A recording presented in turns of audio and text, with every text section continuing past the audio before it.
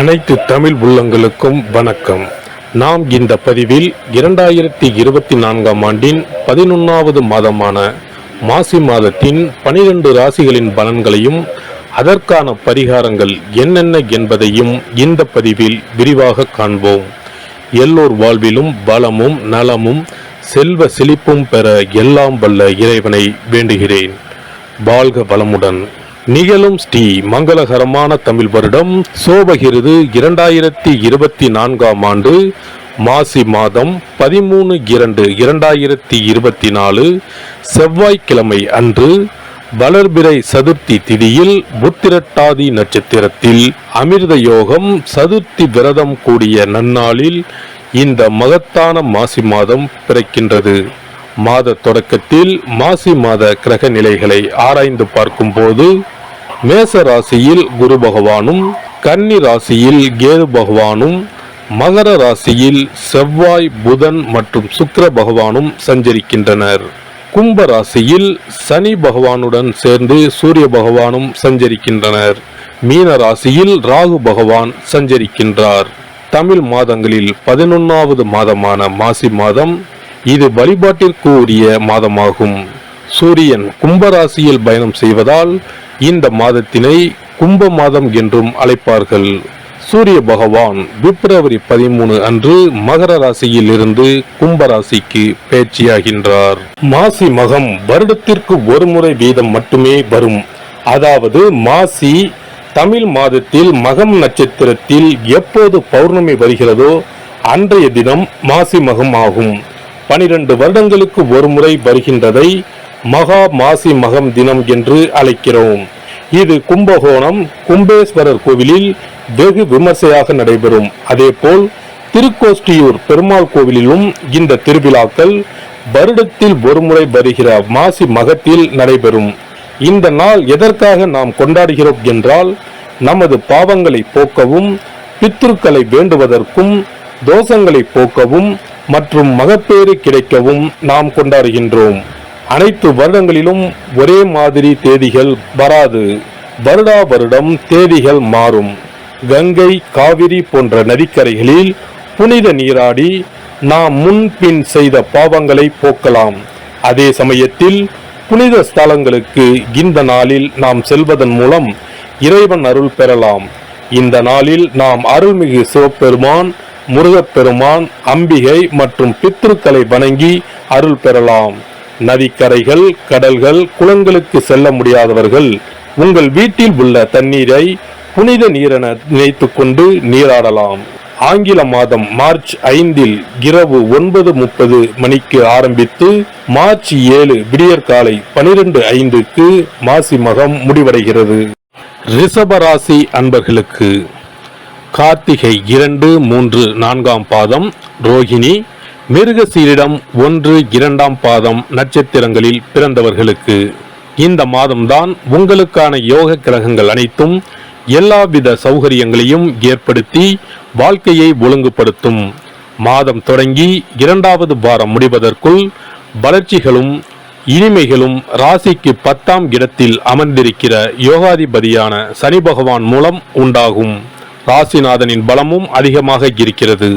செவ்வாயின் பலமும் ஏக தூக்கலாக சுழல்கிறது. ராகு கிரகத்தின் சஞ்சாரம் பிரமாதமாக இருக்கிறது.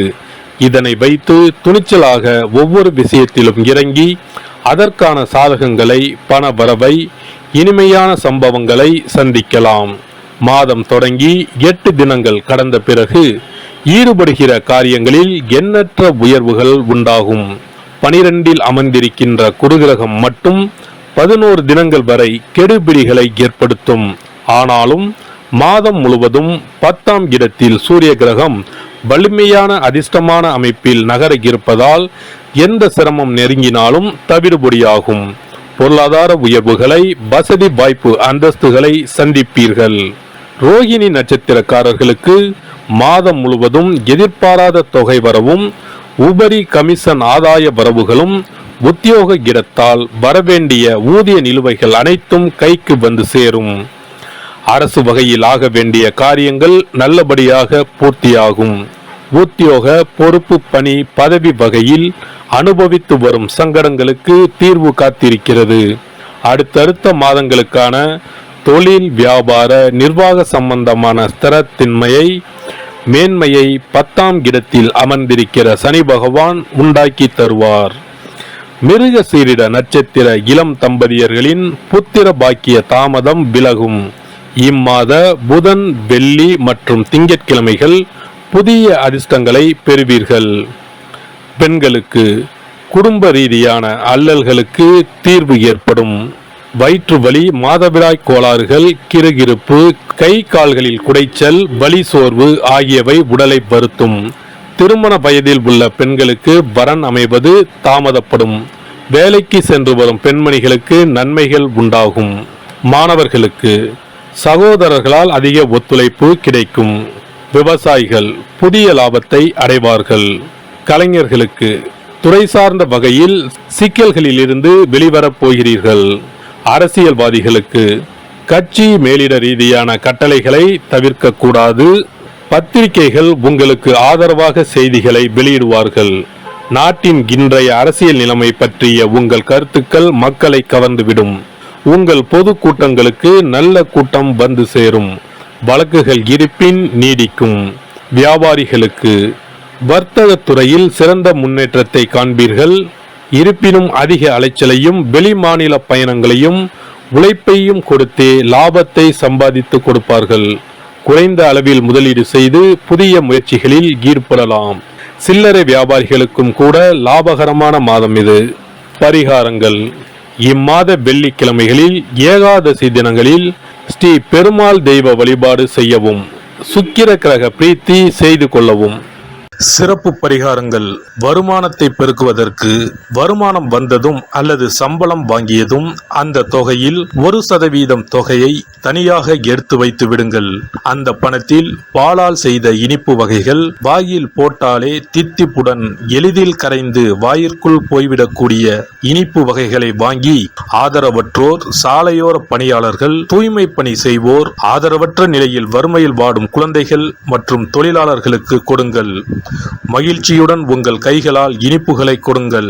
இப்படி செய்வதால் சனி சுக்கிர யோகம் உண்டாகும். இதனால் வருமானம் பெருகுவதுடன் கையில் பணம் சேர்ந்து கொண்டே இருக்கும்.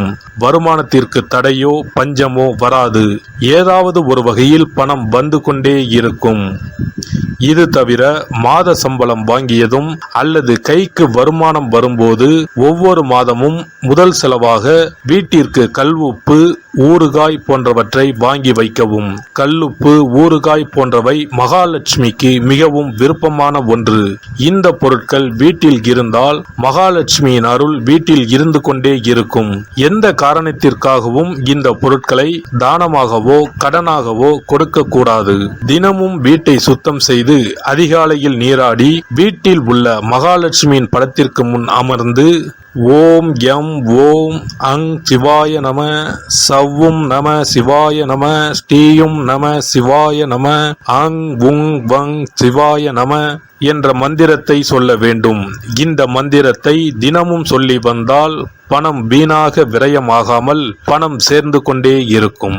வாழ்க வளமுடன். இந்த வீடியோ உங்களுக்கு பிடிச்சிருந்தா லைக் பண்ணுங்க, ஷேர் பண்ணுங்க அண்ட் சப்ஸ்கிரைப் பண்ணுங்க. பக்கத்துல இருக்க பெல் ஐகானை கிளிக் பண்ணுங்க. நன்றி, வணக்கம், வாழ்க வளமுடன்.